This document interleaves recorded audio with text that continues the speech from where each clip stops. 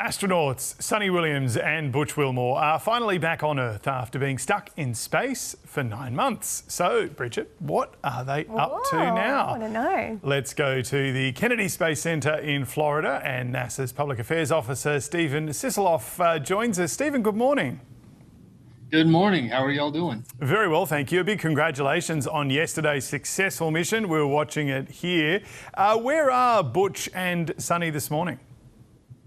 Butch and Suni they both, along with Nick Hague and Alexander Gorbanov, they touched splashdown yesterday in the Gulf of America and off the coast of Tallahassee. Then from there, they went to a helicopter. They went on a helicopter to what we call a forward base of operations. That was in Tampa, and they flew over to Houston last night, and they've been in Houston ever since. They have seen their families. They are getting medical checkouts, and they're spending time with trainers to check where their health stands right now. Yeah, we know that space can cause all sorts of changes to astronauts' bodies. How long do they need to stay in medical care for?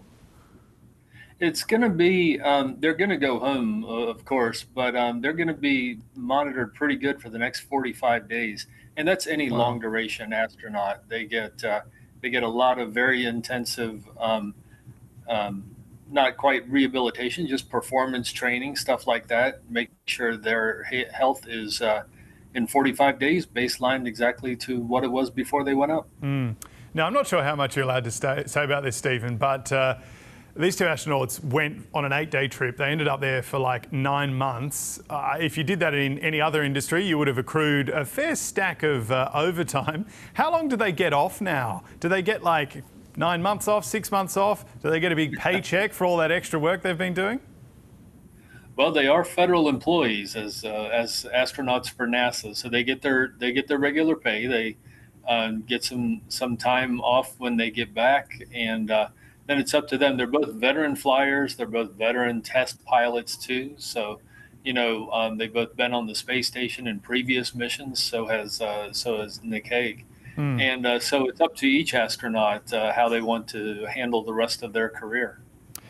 How much interest have you seen in this return to Earth and splashdown compared to other missions? Because this happens every now and then, but it feels like people were watching right around the world yesterday. Politicians, all sorts of different people commenting on it. There was a lot of interest this time, really, really unique. I've been in this industry for 25 years, and it's really a unique mission. So much interest. We get emails all the time. We were getting emails saying, how are Butch and Suni doing? Do they need anything? They have a lot of supplies up on the station already. So, there was that, but the interest is fantastic. It gives us a chance. Butch and Suni are fantastic people, and they've been doing a lot of research up on the space station during those 9 months. So it really it was very heartening, to be honest.